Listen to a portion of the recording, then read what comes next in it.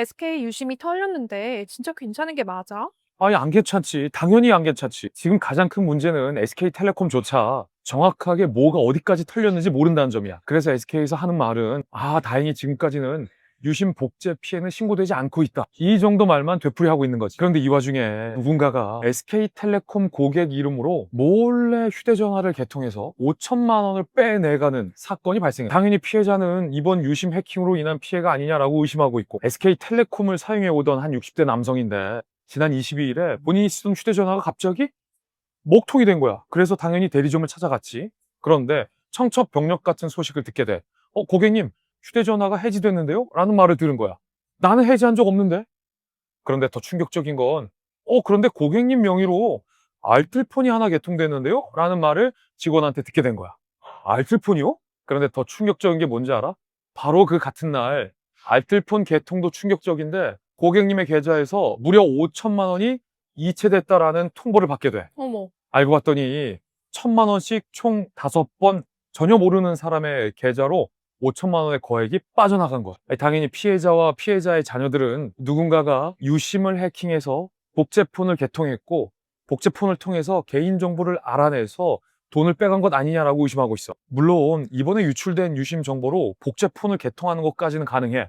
그런데 여기에서 한 단계 더 나아가서 방금 사례처럼 누군가의 계좌에서 돈을 빼내려면 추가적으로 알아내야 하는 게 있어. 공인인증서 비밀번호와 OTP 비밀번호 등등이야. 그리고 다른 사람 명의로 휴대전화를 몰래 개통하려면 이름과 주민등록번호라는 개인정보도 필요한데 SK텔레콤 측 주장은 이번 해킹으로 다행히 이름과 주민등록번호, 개인정보는 유출되지 않은 것 같다라고 얘기하고 있어. 하지만 경찰은 이번 5천만 원 탈취 사건을 두고 유심 복제 가능성도 열어두고 있고 팬 문자를 보낸 뒤에 이 남성이 스팸 문자에 당해서 개인정보와 OTP 번호 등도 탈취됐을 가능성까지 다 열어두고 수사를 하고 있어. 진짜 묘한 타이밍에 이런 범죄 피해가 발생했네. 그치. 그리고 그 피해자가 SK텔레콤 사용자였다라는 것도 음. 상당히 묘한 점이지. 정리를 해보면 이번 해킹으로 유출된 유심 정보만으론 금융거래가 어렵다. 하지만 만일의 상황을 대비해서 은행들에서도 선제적 대응을 나서고 있어. SK텔레콤에서는 괜찮다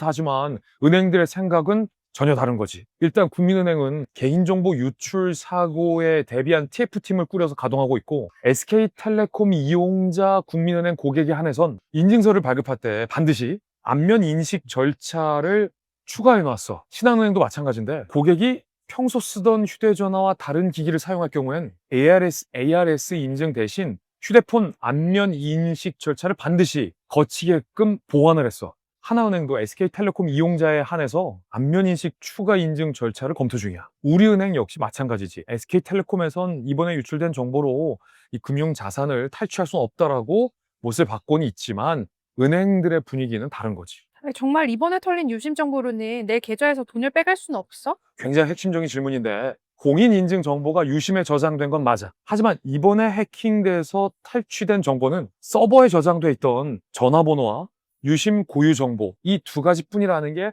지금까지 SK텔레콤의 주장이야. 다시 말해서 휴대전화 안에 담겨있는 내 유심은 해킹된 게 아니다라는 게 SK 설명인 거지. 즉 SK텔레콤이 잘못 파악한 게 아닌 이상 공인인증서가 빠져나갔을 가능성은 상당히 적다라는 건데 그런데 만약 SK텔레콤이 잘못 파악한 거라면 누가 해킹을 했는지도 모르는 SK텔레콤이 정말 공인인증 정보는 빠져나간 게 아니라는 걸 장담할 수 있겠냐라는 이 불안과 우려가 소비자들 사이에서 퍼지고 있는 거지. 자, 그럼 공인인증서는 괜찮다고 해도 빠져나간 내 유심 정보로 내 계좌에 접근할 수는 없을까? 이게 불안한 건데 지금부터 잘 들어봐. 해커가 내 유심 정보로 새로운 휴대전화, 즉 복제폰을 만든다고 가정을 한번 해보자는 거야. 여기까지는 전문가들은 가능하다고 해. 그런데 이 복제폰은 해킹한 복제 유심만 끼운 거지 원래 내가 쓰던 휴대전화와 똑같은 폰은 아니라는 거야. 그렇기 때문에 평소 내가 쓰던 금융 앱이나 패스 앱 같은 게 안 깔려 있는 상태라는 거지. 그래서 이런 상태로는 해커가 내 문자 메시지 정도만 가로챌 수 있다는 게 전문가들의 지적이야. 근데 사실 이것도 매우 충격적인 거야. 내가 누군가와 은밀히 나누는 문자 메시지를 해커가 이번에 탈취한 유심 정보로 새로운 복제폰을 만들어서 내 문자 메시지를 다 빼갈 수 있다는 것도 충격적이고 소름 끼치지 않아? 그리고 이 최악의 경우에는 그 문자 메시지 속에는 내 본인 인증과 관련된 문자도 포함될 수 있겠지. 자, 이 같은 최악의 경우를 상정했을 때라고 하더라도 내 계좌에 있는 내 돈을 빼가려면 본인 인증을 위한 비밀번호, 공인인증서, OTP 비밀번호 등 추가적인 정보가 필요한 상황이야. 만약에 해커가 내 이름과 내 주민등록번호를 알고 있는 경우라면 내 계좌에서 돈을 빼갈 위험성은 상당히 올라. 하지만 이름과 주민등록번호를 해커들이 빼가지 않았다면 내 계좌에서 돈을 빼갈 가능성은 낮아지는 거지. 오히려 이 상황에서 정말 조심해야 할 게 있어. 그게 뭐야? 잘 들어봐.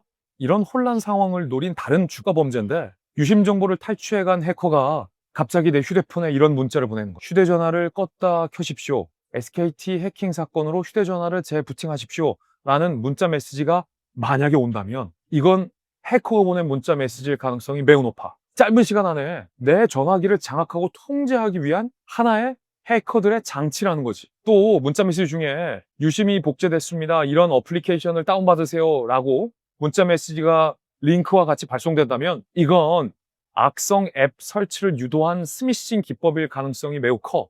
이렇게 된다면 정말 아까 그 60대처럼 내 개인 정보와 금융자산까지 탈취될 수 있기 때문에 정말 조심해야 해. 여기까지 알면 이번에 SK텔레콤에서 털린 유심 정보로 어떤 추가 범죄가 우려되는지에 대해서 다 알았다고 보면 돼. 아, 역시 이런 심각한 상황에서도 재빨리 전해주는 건 꽉TV밖에 없다. 고마워요, 오늘도.